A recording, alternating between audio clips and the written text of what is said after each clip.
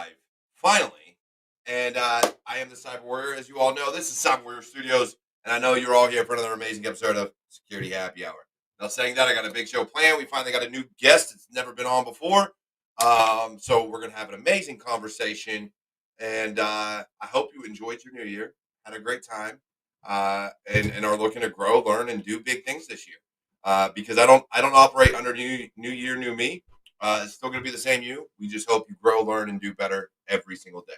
Now, saying that, I'll be right back. If you give me, I don't know, about what is it, 10 seconds? Yeah, 10 seconds. That's what it is.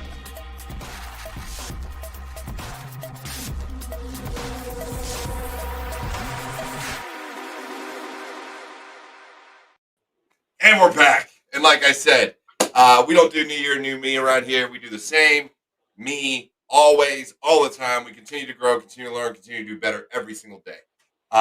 So, saying that, with me this evening, I have Stephen Mathews. Stephen was introduced to me by Ryan Rosado, who has been a guest on this show in the past. An amazing person. If you haven't seen her episodes, you need to go check it out after this. But otherwise, Stephen, how you doing this evening, man? Oh, I'm doing great. Trying to hit the ground running. I took some training last year at the end of last year, and so I'm trying to put it into practice. What was the training you did? I was lucky enough to go to a SANS training, so I did the SANS 504, which is their web application penetration test. Yeah, I never got into that one. I wanted to, but never did it. Now, saying all that though, before we get into your cyber career, why don't you Yeah, kind of tell us how you got into cyber? Like, what is your journey to get into yeah, cybersecurity? yeah, What? yeah. It's equal parts luck and equal parts making saying yes. I like to say. So what happened was when I was 18, I was kind of given an ultimatum by my father, who was a veteran, and basically go to college or leave the house. So I went ahead and joined the military. I had already decided I came from a military family. Dad and stepdad were both Navy, grandpa in the Army, and they all talked about the Air Force. And so I knew that if I was going to join, it was going to be the Air Force. So I went, I went to the Air Force recruiter, last door down at the end of the hallway, and he's like, what do you want to do? And I said, I want to leave tomorrow. And he said, cool. He said, I want to make you a load master. I was like, whatever. I don't know what that is. I don't care. And so I went and I took my ASVAB. I scored fairly well on it. And he was like, holy crap, you can have any job in the Air Force. He said, do you like computers? I said, they're all right. And he's like, I got the job for you. And that is how I became what was a 3CO back then. It was a communications computer systems operator. Sent me to tech school for 3 months down in Mississippi. And and that's how I got in. So I did my 6 years of active duty. First duty station was in Germany at Ramstein Air Base.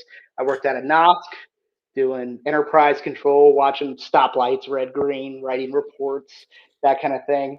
And then I got to my second duty station, which was Bolling Air Force Base in DC in the National Capital Region. And there they put me on the help desk. And from the help desk, I deployed to Iraq. And in Iraq, I did communications in IA. And so I was going around, inspecting people's spaces and making sure their STEs were able to key up, and go secure and that kind of thing. Um, Came back, my help desk was gone. It had been contracted out, and so they put me in network engineering. That is where I learned that you can change career fields without having to go to school, because my commander Only in the made Air me a Force. network engineer. Only in the Air Force can you do that. So yeah, so I went and did OJT for that for 4 years. I was a network engineer, basically running cables and comm closets and doing switches and routers. And then I was coming up on my 6 years. I did 6 year enlistment. I in DC. I had met my wife. We had a baby, and I knew that if I reenlisted, that I was probably going to PCS. And her dad was sick at the time, so I decided not to reenlist. And as I was doing TAP, there was the Air National Guard recruiter was waiting outside the door when I came out of there, and he said, "How would you like to keep your rank and earn retirement points while only working 1 week in a month?" And I said, "Tell me more." So I got recruited into the DC Air National Guard. He wanted to make me maintenance. I had zero desire to do any type of maintenance because they run F-16s out at Andrews Air Force Base. All their comm slots were full up. They didn't need any comm. Obviously, I had my security clearance, and so I called the Intel shop. The Said Intel you shop went there. Intel. I did an interview, a no kidding actual interview, and they decided to bring me on. Cross trained over into military intel, and I did that for 6 years. So now I was in the guard after 6 years of Yep. of active duty. And while on the civilian side, because my guard, I was a part time, I was traditional. Um, I did my TAP, and part of that was making the resume Mhm. and sending it out. So I did send it out, and I did something a little unorthodox, which I don't know if I would recommend it. What I did was I sanitized my resume and I put it on Craigslist for seeking Intriguing. jobs. Yes, and I got somebody who was trying to replace himself, and and I got hired at more than I asked for. And so I was like, well, I guess I'm not going to college, and I started working. So from there, I was what they call Beltway Bandit in DC, where I was jumping from contract to contract every year or two. Did all the major, well, not all the major, but I did some major contract companies: SAIC, CACI, K-Force, um, and then I ended up at Microsoft, uh, where I was a premier field engineer working on government contracts. So my contracts there were um, Department of Homeland Security, FAA, Department of Transportation, and actually NASA. Um, while there, I was traveling about 25% of the time. I wanted to get off the road because both my wife and my daughter were in school. And I was looking around my house one day. I was in DC, and I saw that there were, schools all around in DC. You got Georgetown University, George Washington University, um, Catholic, uh, yeah, all those. And I was like, they have computers. So They emailed have computers. I cold emailed my resume to the different IT departments, and I got a call back on two of them, and ended up at Georgetown University. So at Georgetown University, again, I was still a system admin at this point. I was my title was like Windows SME subject matter expert. I was one of two Windows admins. Obviously, I just got done with Microsoft, Yeah. managing the higher ed environment. If you know anything about higher ed, it's all Linux. They don't use any Windows. So while I was there, they did not decide to go to Azure, and so I was going to leave. And when I was going to leave, the security team, the CISO on the security team, he asked me if I wanted a job. I was like, "What are you offering?" And he asked me to come over and build their vulnerability management program, which they didn't have before. So I went over there and I built a vulnerability management program over the course of 2 years. Took that as far as I could, and then that was in the heart of COVID-19, and I decided we were working remote, and our job already had 1 day remote, but I was like, man, if I want this to be permanent, I need to find a job that's 100% remote. And I said, everything's remote right now. I might as well go look. I found a job, and that's how I ended up at Siemens. And so now I'm a 100% remote worker, 5 years in cybersecurity, and that's where we are today. It's crazy how that journey works. And it always amazes me because I grew up. I'll be 38 on the 8th. I'll be 38 next week, and I grew up on fixing computers. At 7, 8 years old, I broke my first computer and was like, I don't want my dad mad at me again, so I'm gonna learn how to fix these. And then went above and beyond and learned how to do like audio engineering and things like that. But I I've been around computers my entire life. I've been fixing operating systems, getting rid of viruses, installing viruses, purposely infecting my system, like all this stuff for years. And when I talk to people who get into it later, like 18, 19, 20, some of them 30s, 40s, whatever, I'm always amazed by it because I know what it took for me to figure it out at a young age when it's easy. To figure it out when you're older, I absolutely love it because it means you still have that capacity to learn and grow and you're not stuck in your ways. And even at 18, 19, like I was pretty stuck in my ways at that time. I was like, I'm gonna own a business, I'm gonna do my own thing, I'm gonna run the world, man. I'm taking over. And then, you become an adult and realize, homie, you don't come for Yeah. money. That ain't happening. Yep. Yeah. So I do. I always find it amazing, especially going from military to civilian, because I did the Air National Guard for 6.5 years and was Good. a 3CO. I got out of Yeah. there as a 3CO five. No, when I left, I was a 3 Delta. I was a Yeah. 3DO. Yep. I was cybersecurity. But before I was cybersecurity, I was a communications and computer systems operations. I was help desk, whatever. Yep. And when they send you through that school, you know as well as I do, you learn networking, you learn, Yep. computer repair, you learn everything about computers and Yeah. networks. And so I Uh, did that for my first I 6 years, 6.5 years in the guard before I went to active duty Air Force so I skipped a couple because or active duty Army. once I went into the guard. Actually, before I left active duty, my last deployment, I had a second deployment right before I got out, and that was to Qatar. And there I did small computer repair. And so, no kidding, I was replacing screens and keyboards and laptops from our army brethren who were a little Look, let's be fair. Us grunts, we enthusiastic break everything. with their equipment. Um, and then after that, when I was in the DC Air Guard, I went ahead and, or not went ahead, I deployed to Afghanistan. There we did close air support. So that was obviously completely different. The only difference that I was able to bring my IT skill set in that I knew how to run Microsoft Office and Right? such. Funny enough, it's funny you say that because even though I had been fixing computers, new operating systems, when I was in high school, I was I was in a business academy, and in that through that academy, you got Microsoft certified. You were able to they would teach you all the Microsoft programs, all Microsoft Office, and you go get certified for it, and it was paid for. I was the only one to include the instructors and my teachers that got master certified. I was the only one that went ahead and got the Outlook certification so that I could have Nice. my master certification Yep. of Microsoft Office Master. Yes, I was basically able to be a glorified secretary at that time Yeah. with certification. Oh yeah. Yeah. Yeah. That was my high school wasn't. I'm a couple years older than you, literally, and yeah, we didn't have any like we had teaching classes, and that was about it. We didn't have Our any. So it was new to our school when I Yeah. went through.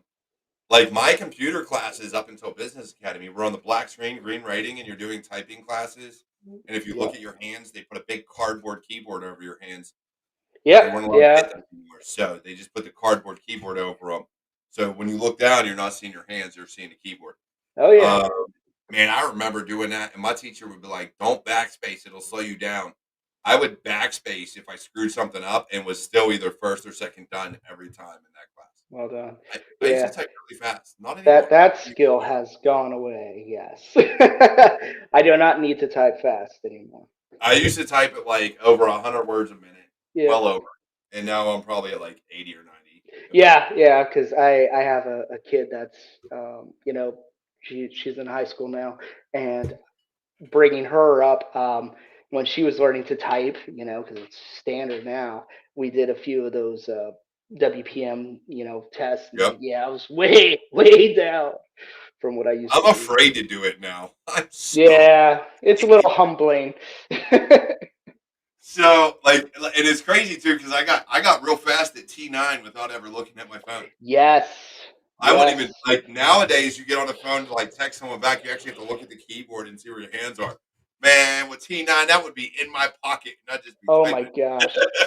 Without even looking, right down Yep, there on the side of your leg. Blah, blah, blah. it was solid every time. Yep. Those are So, the days. so with all that, so you started. You've been in cybersecurity now 5 years, officially Yeah. cyber, Yep.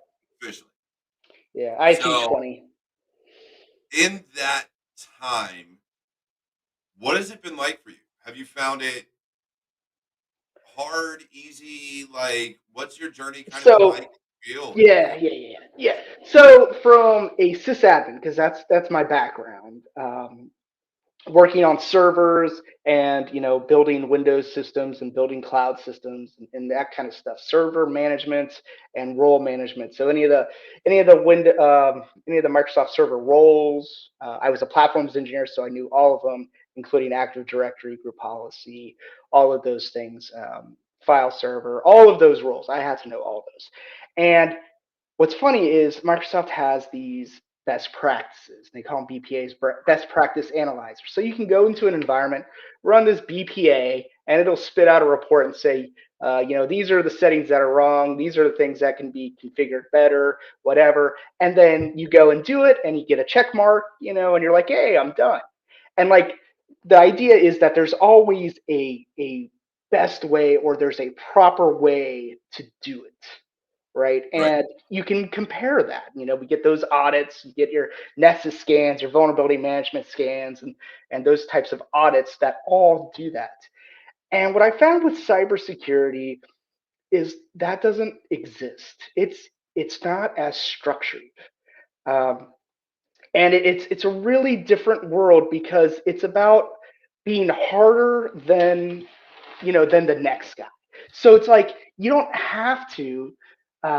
I heard something a long time ago. I don't have any references for these, but they said if you protect your paper clips like your diamonds, you're going to have less paper clips. So you can't always have the Fort Knox security solution for every piece of data in your environment because that's just not it, it's not realistic, right? The security and ease of use are inherently opposed to each other. The easier something is to use, the less secure it is. The harder it is to use, the more secure. Um, and then you get into that's where Ghost. Um, oh God, rogue I'm IT. blanking on it. Yeah, Rogue IT and Ghost systems start popping up to get around the security mandates. And so like that, like I was saying, you don't want to be Fort Knox with everything because people are going to go around and find an easier way to do it. And it's especially true now that I've gotten outside of the military and intel communities. It kind of blew my mind, even being government, that people just wouldn't do what they were directed to do, even in government that wasn't military. They're just like, yeah, we know that's what that organization, our We parent should do. organization, wants to do, but Yeah. we're not going to. And I was like, what do you mean? I was like, they're a department, you're an agency. What do you mean you're not going to? So and then you get out into the civilian world, and it is it's Wild West. Um, so I think the biggest thing for me was you have to trust you have to trust your innate ability. Like you got hired for the job that you have, so you need to act with authority. Yeah. You're not necessarily the smartest person in the room. I try not to come in that way. But at the same time, you're in that room for a reason. So if you have feedback, if you have an idea or something, put it out there. And I found probably 50-50. Most of the time, they just go with my idea because, like, I'm the security expert. And we'll go with that until, the Starship Troopers line until I get killed or you find somebody better. And that's how you kind of how I approach security. Well, and I think there's a big difference when you're looking at government and military versus civilian. Government and military have standards that they have to abide by. Yes. Civilian technically does, but in the onset of cybersecurity in the civilian world, it was the Cost benefit business analysis. organization, the OU, whatever you want to call it, basically. But it was the area of no, Yep. where anything you wanted to do, they would tell you no. You weren't allowed. And that's where your shadow IT and things like that stood up, was because, well, they're just going to tell me no, so I'm going to go out and do it without saying anything. And so I think the biggest feat and the biggest wall we have to climb, and it's been this way for a few years, I don't think we've completely climbed it yet, is business enablement. Yes. So, to your point, you can't have the Fort Knox of security across all devices and all assets and all data. It just doesn't exist. Um, because anybody that knows anything, if you want a truly secure computer, you're going to unplug that son of a bitch, bury it 6 feet underground, maybe even 12 feet, in a lead and concrete lined bunker, and never turn it back on. You're going to bury it in concrete. Yeah. That is the only truly secure system out there. And so I think that as we move towards business enablement with risk management, and this is why GRC is so important, because you need to be able to manage risk and understand risk to know whether or not a certain security measure is too strict or too Worth lenient. it. Yeah. So I think going forward, that's going to be a big thing for us. It is. It absolutely. And in that same vein, security in the military. So you were a sysadmin. Yep. I was too. I did sysadmin, help desk, Yeah. all that stuff. There were things that I saw in the Army active duty that utterly aggravated me. But in your time there, were there things that you saw that you know were just the dumbest shit ever and should never be done? Like whether it's a lax policy that nobody has a reason for other than we've always done it this way, or something way too strict that you're like, seriously, this is the dumbest shit ever. You know, not as many as I would think. I just ran into a lot of conflicting ideas. Okay. So like I remember seeing seeing red line between tents. Yep. And I was like, guys, I was like, this is classified. How can you just have it laying out in the open? And their thought was, well, if it's in the open, everybody can see it if it's been tampered with, rather than if it's open, somebody can go tamper with it.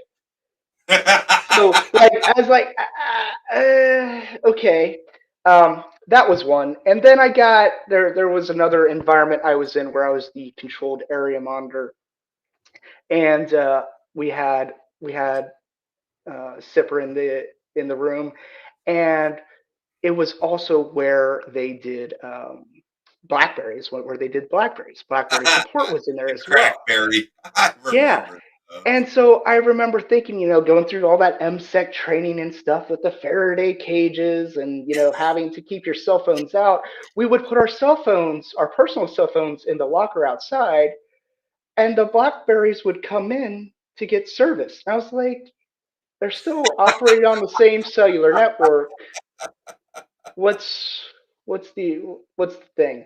And then we got into then you get into the real nitty gritty, technicalities of what type of emissions are the devices emitting, and in what space, and um, having to have that separation. So at one point we went through and they taped out, the where the sipper was, a certain distance out. They put a tape wall out, and it like encroached the doorway of the opening in. So it was like, well, if you're going to bring the BlackBerry in, just hold it against the wall as you walk in, and you'll stay outside of the emission security issue.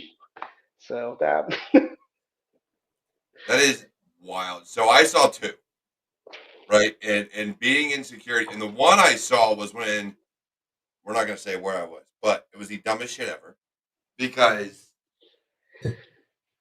as you know, civilians took over a lot of the yeah. workforce, right? Which Yep. was my biggest complaint when I was in the Army as a cybersecurity person, being told I'm not allowed to do my job after they got me SAN certified in like 5 different things. The civilians do it. So right prior to me getting that career field, I was working somewhere and I saw they had CMD, so they had command line disabled or command prompt, Yep. but allowed PowerShell to be ran. Yeah. And I was Yeah. like, one, Yeah. I can use PowerShell for all the things I can use command line for. Two, you realize there's things out there that allow me to use PowerShell to become an admin without you ever knowing it. Exchange. And they were like, yeah, we know. Like, I literally talked to the admin. He goes, yeah, we know. He was like, don't talk to me about it. He goes, it is the dumbest shit in the world. Like, dude knew, but they were forced to have this dumbass policy that said, hey, ban command line for users, but allow Yeah. PowerShell. And I was like, I can, okay, guy. He was like, I don't agree with either. He's like, it is what it is. So that was one. The other one I Yep. saw was in a talk. So it was on post, but in one of their talks, like one of their emergency centers, man, I saw so many red and green lines crossing. And I'm like, look, Yeah. I know this is shielded, Yeah. twisted pair, but we still have a standard. And I knew the guy that installed it. I actually yelled at him.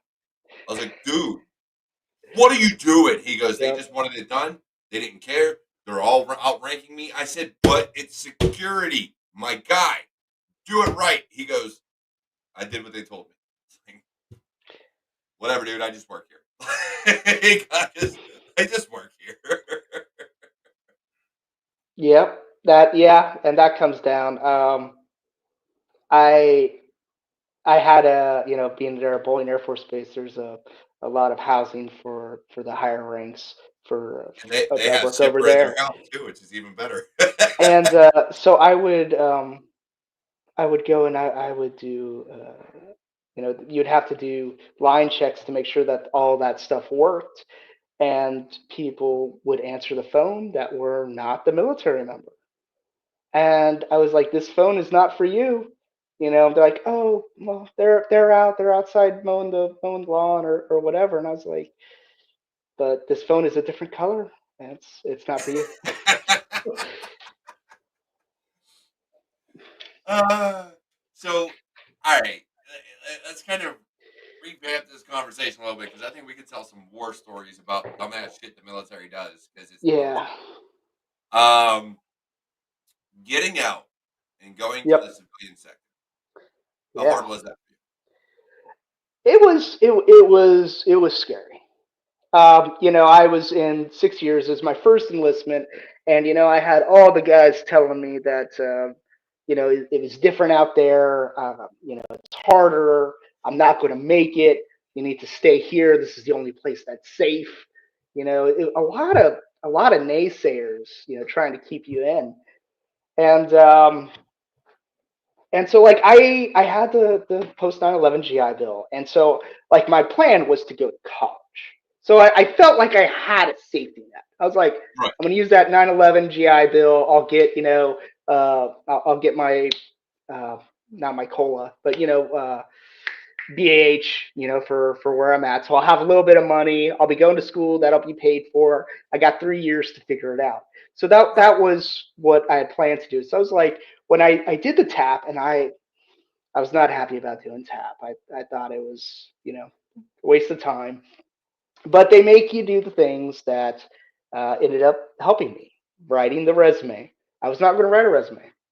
I wasn't going to do it. What do But you they need a made me resume write it. for? Right, What because made you get a job? I was going to go to college. So like, why do I need to do that?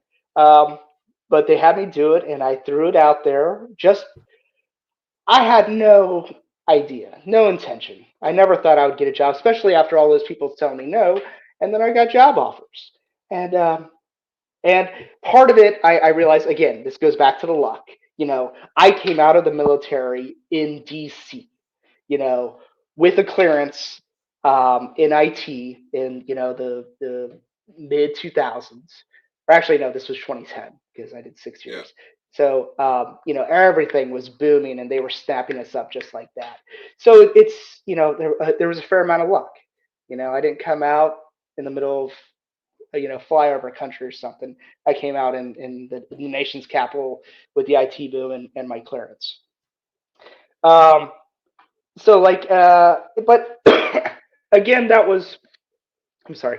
It's a like I try not to say no to things. I try to keep an open mind as much as a pessimist, and just all the BS I've had to deal with. I've got 15 years in the service now, 6 active, and the rest all in the Guard Reserve. I didn't tell you I joined the reserves after that. So all 3 components, and like um, I just I, I realize, as much as a pessimist as I am, and I've seen all the terrible stuff and mismanagement and stuff, I try to keep an open mind, and when something comes along, I try to say yes.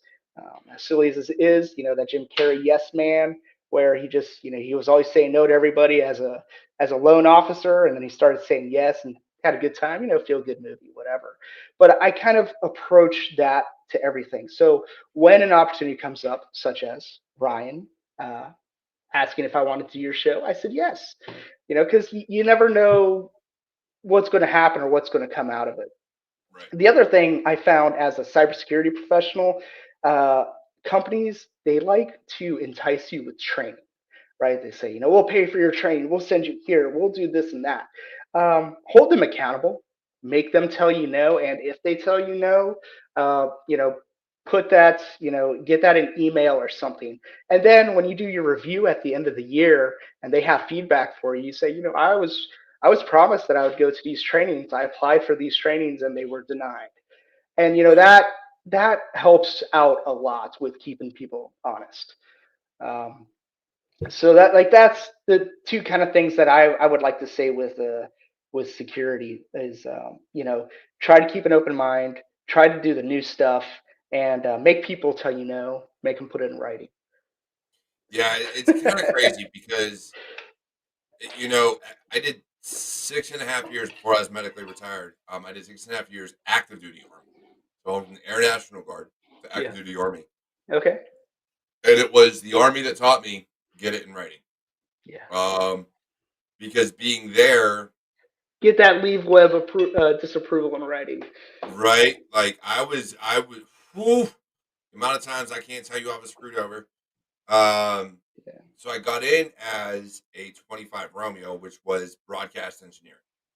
But coming from the Air Force, I had and getting my degree. I already had a degree in computer information systems. Um, I had all the training. I had done everything. I was supposed to go offensive security when I got it. But because MEPS took way too long to process a simple waiver for my right knee, because I Uh, had a knee yeah. surgery early on in my Air Yeah. Force career, um, they were like, "Oh, we're not taking this prayer service anymore." I'm like, "Well, whatever." All right, so I got to call back, go in as a Romeo, as an E5, and man, I got told by one of my SGLs when I was at the AIT, and they're like, "Hey, um, find a slot, we'll reclass you because you don't belong here." I was like, "Bet." And so I had a slot. Actually, had made a few phone calls. Called the guy Yeah. for the MI battalion in DC, and I Yeah. was like, Yeah. "Hey, Yeah. can you slot me?" And he was like, "Yeah."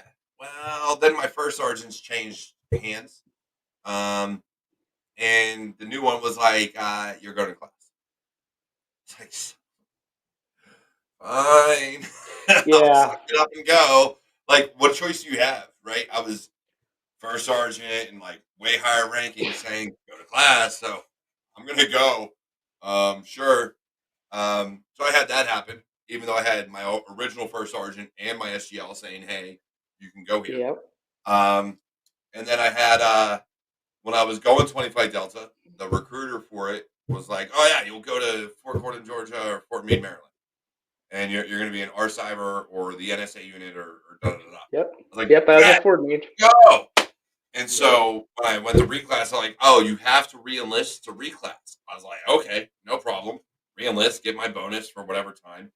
Yep. And they're like, "Oh, by the way, you're going to Fort Riley, Kansas, and as soon as you get there, you're deploying to Kuwait." I Yeah. graduated distinguished honor grad. I had all the training. I had everything, and all the people that should have failed the class, but they forcefully passed. People that shouldn't have been passed. They got to go to our cyber, and they got to go to Fort Gordon. And me, I went to the middle of nowhere and wasn't allowed to do my job because, the civilians do the job for you. And I was Yeah, like, yeah, yeah. So way to that's waste where, money.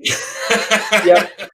And it's little experiences like that where I have been so mismanaged in the military, like things like that, that Yeah. when I am in a meeting or something and they're asking for input, I always speak up now because I've seen, like, I've been quiet and forced to eat the dog food for so long that, like, if you're going to give me a platform or ask my opinion, I'm giving it. Even if I don't know what I'm talking about, I'm going to give you my opinion because at least if it goes bad, then I only have myself to blame. Yeah, I think so. So, and this goes back to, kind of different situations I've seen where even I myself, right?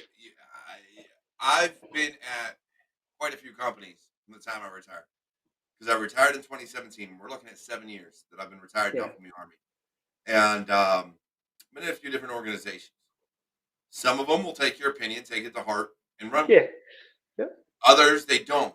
But I have, being bred in the military, I kind of look at things now that unless you have the rank, the power to do something to make change, doesn't matter what you say. A lot of people don't care because people are like RIP, RHIP, rank has its privileges. I'll do yep, what hell, I've been chewed out because I had someone higher up than me in the army didn't know his shit, and so when I didn't rely, when he asked me to write something, I wrote it and then bypassed him. I was like, "You didn't write this, I did." So I yeah, bypassed and sent it to my commander. They were like, "Well, why didn't you go through him? He's the one that told me to write it. Why would I go through him? I was supposed to write his opinion on something. Like, yeah, why yeah, would I send it back to him?" And so, like, I look at situations like that. I look at a lot of other things that have happened to me in my career and in my life, and I'm like, you well, know what? I'll speak up when it's my place. And so I'm finally at a point now where I've done that so much that nobody knows who I am. So the people that speak up, they're like, "Oh, we're gonna go to them. We're going to them." And I'm like, "I'm their boss. You need to come to me first. Like, yeah, rank, bitches. Look at it. I'm higher." yeah.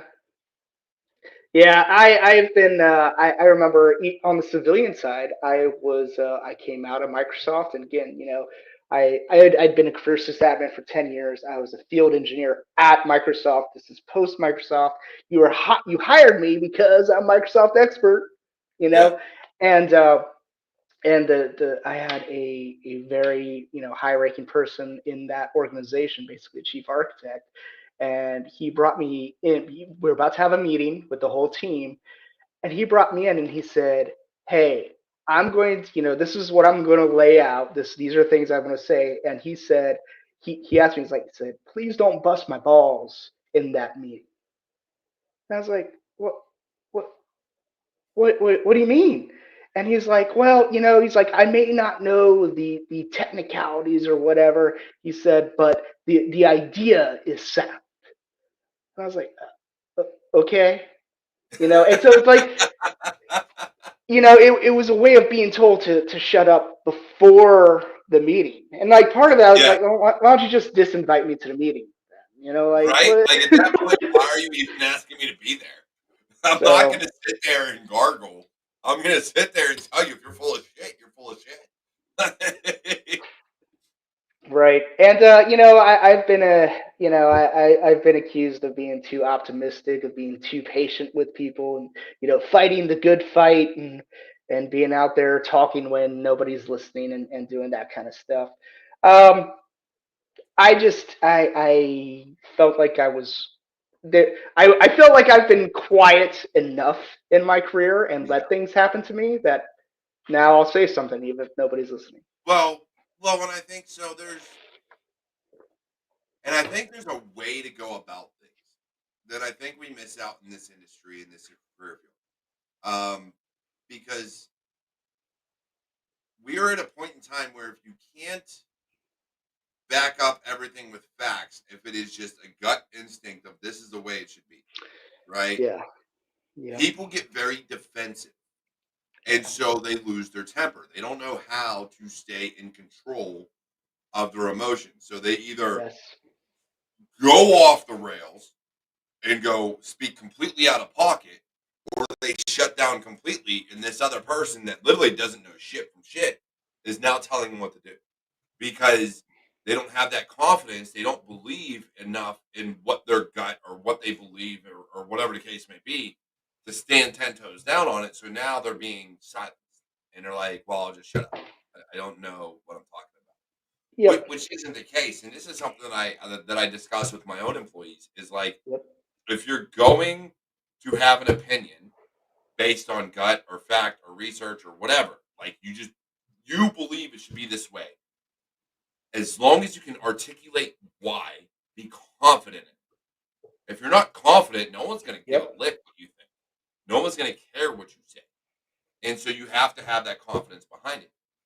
Now, that doesn't mean you lie. That doesn't mean you No. do anything else. No. That means No. you're No. just No. No. confident in what you say. So if you think a policy should be a certain way to prevent a certain thing, to do a certain thing, then stand on that and stand on business until somebody gives you a definitive reason, a definitive fact to make you believe otherwise. If it's Yep. just that, hey, I don't believe you. Oh, okay. Like, no, that ain't going to work for me. Like, you cannot act that way. But again, you can't also fly off the rails and get defensive just because somebody didn't take your opinion to heart. They looked at it and were like, Yep. all right, cool, whatever, move along. Like, Noted. we gotta, yeah, right? I'll put that on my list at the bottom. Like, you gotta It kind of look does. at things objectively.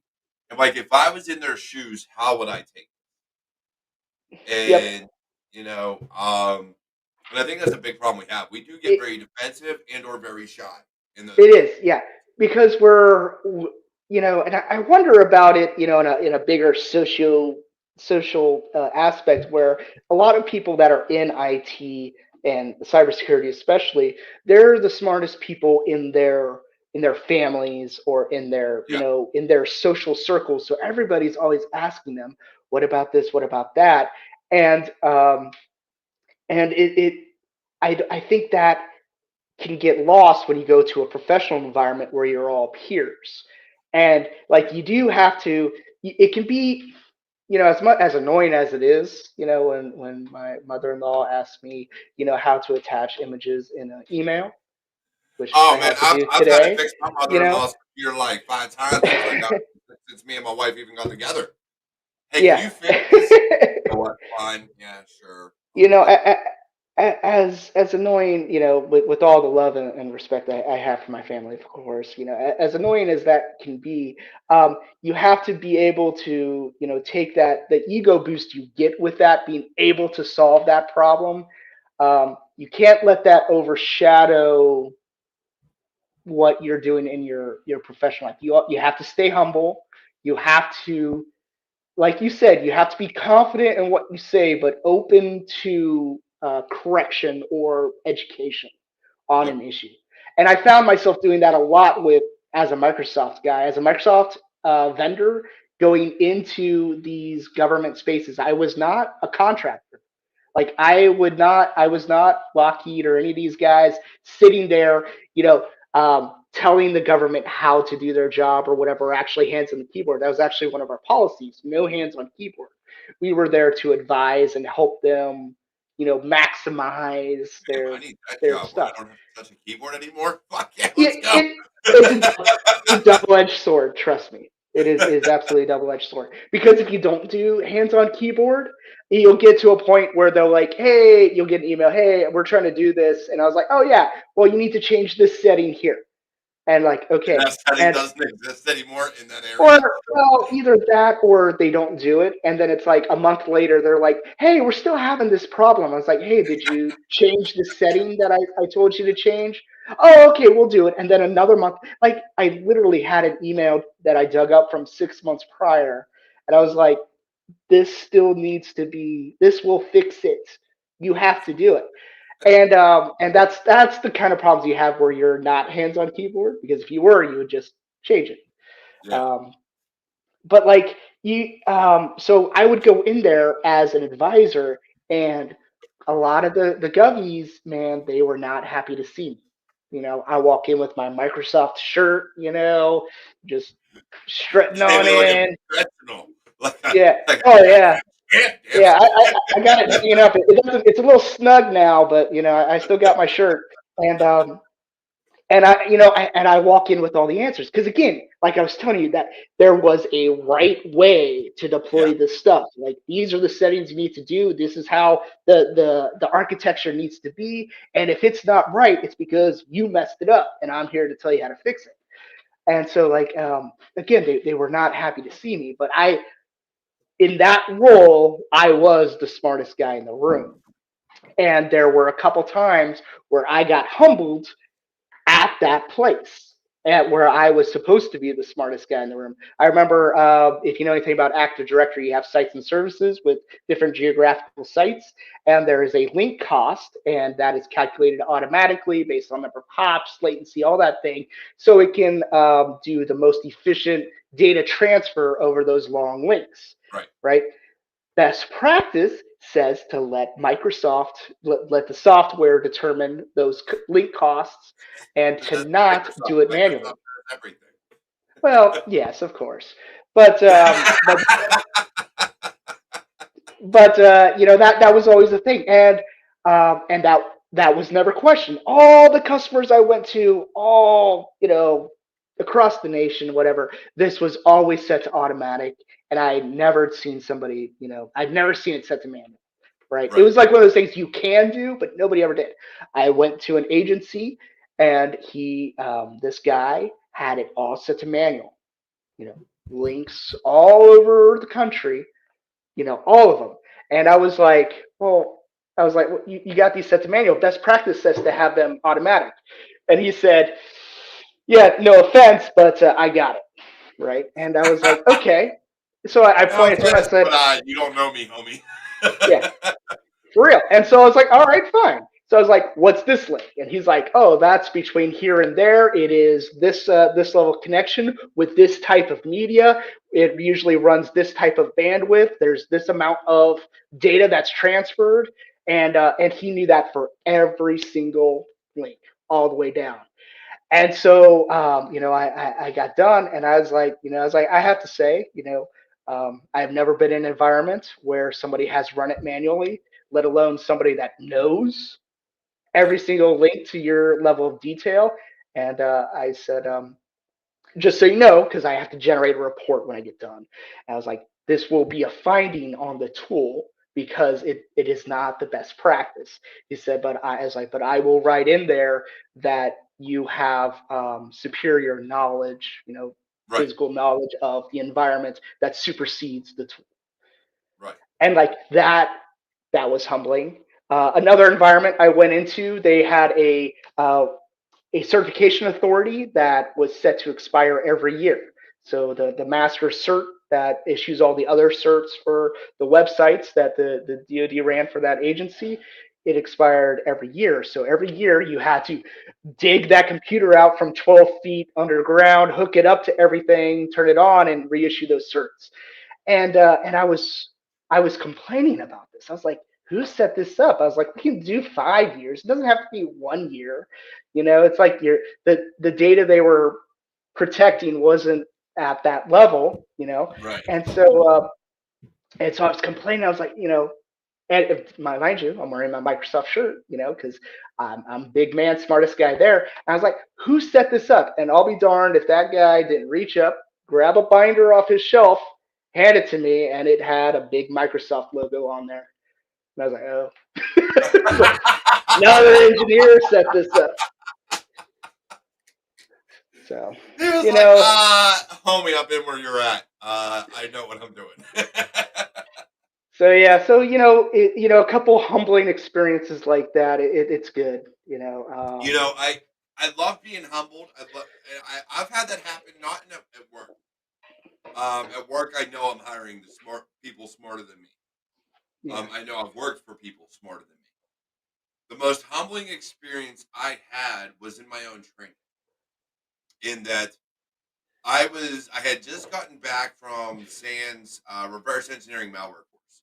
Oh And wow. I was like, oh, I need to get my CISP credits. Let me go and hack the box, do some shit to get credits for ISC squared. And so I'm working through some reverse engineering stuff, and I was like, I'm confused. So like stuff just wasn't working. But I'm in a Discord. I was in at the time. I was in a Yeah. Discord group with a bunch of other people. I was like, hey, can someone help me out on this? So me and this kid just started talking. At the time, I didn't know it was a kid.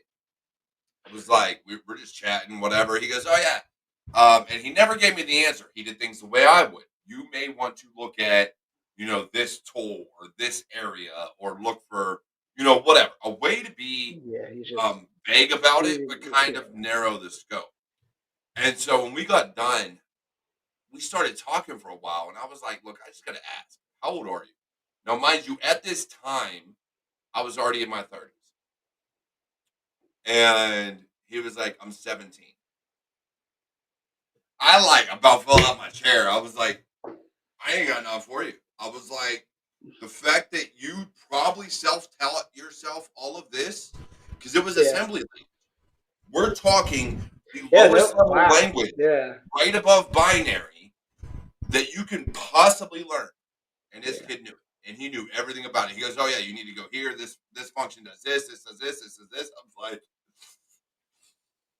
my guy, teach me your ways. Yeah. Will be your Padawan. Can you please? like so, and this is why I tell people you can learn from everyone, Yes. every age, Absolutely. every gender, every religion, every race, every Yep. whatever. Step away from your ego. Yep. It is okay to have one when selling something, when trying to get across that you know what you're doing, right? Especially in a managed service. If you're within an organization, most times it, your ego's okay, but nobody really cares, right? Yeah. Depending on what you're doing, you just go about your business. In a managed service aspect, you have to be confident in what you're delivering, Yep. especially as you go up in levels. You have to be able to talk to executives and directors and things like that, and be like, "I know this, and it has to be this way, and this is why, and I will stand on business. Give me a reason Yep. why it shouldn't be this way." And unless they give you a business use case for why you cannot do a certain thing, and then you reevaluate and restructure and say, Yep. okay, for the enablement of business, we'll lax this, but we're going to enable this. Da da da da. Cool, go about it. But if you go in there and you're like, so, well, I think maybe we should do this. Why? Well, because that's how it's always been done, or because of whatever. Like, I'm sorry, no one's going to talk to you anymore. You're going to be looked at as the dumbest person to ever walk here at that point in that organization. Yeah. Like no one's going to want to work with you. And that's another thing that I've had to argue with in cybersecurity as a cybersecurity professional is bringing on new tools. And we would bring on new tools, maybe a new vulnerability scanner, and there's always the tuning you got to do, and Yeah. like that was always a huge aspect with on the customer side.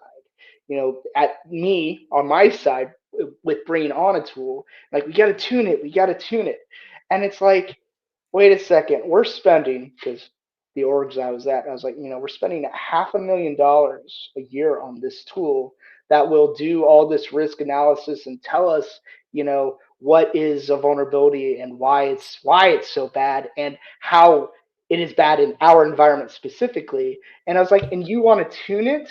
Like, why? What?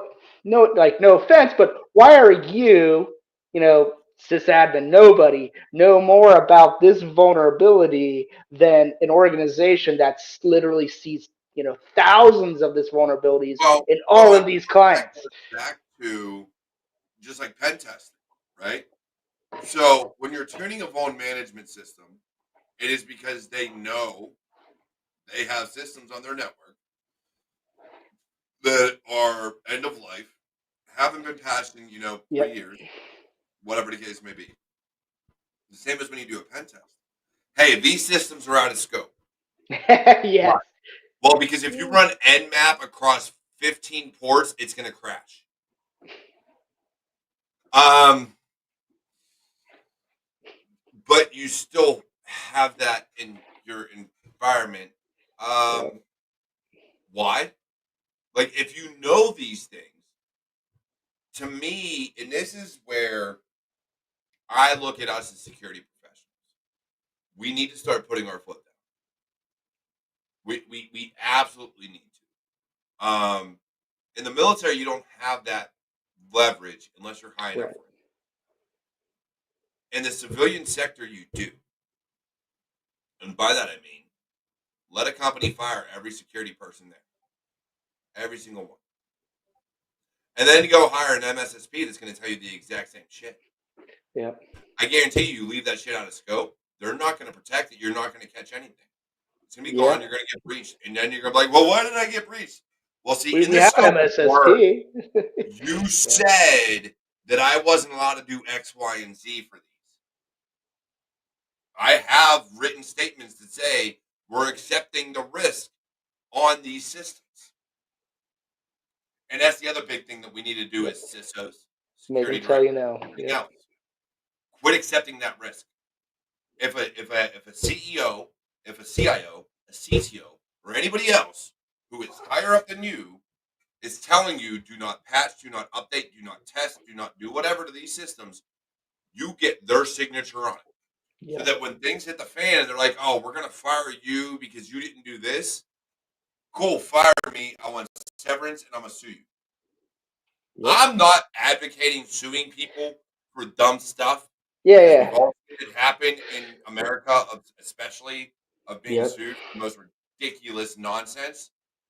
Well, when it comes to your job, your career, your money, and your livelihood, you will not fire me because Yeah. you chose to accept that risk, not me. I want everything in writing from now on. Like Yep. at that position, at that level, everything. Because you should not be signing off on acceptable risk. The CEO should. Yes. Or the board of directors. Get everybody's signature on it because God's only know. The CISO doesn't sit on the board. It's just a glorified title at this point for a lot of companies. The Yeah. CISO has no Yeah. say in how things go, other than to say, "Hey, I'm going to talk to the CEO. We're going to figure it out." No, you're not. The CEO is going to put his foot down, and you're not going to listen. Like, or you're going to listen. You're going to bend over backwards and do what they say anyways. Like, one of the two is going to happen.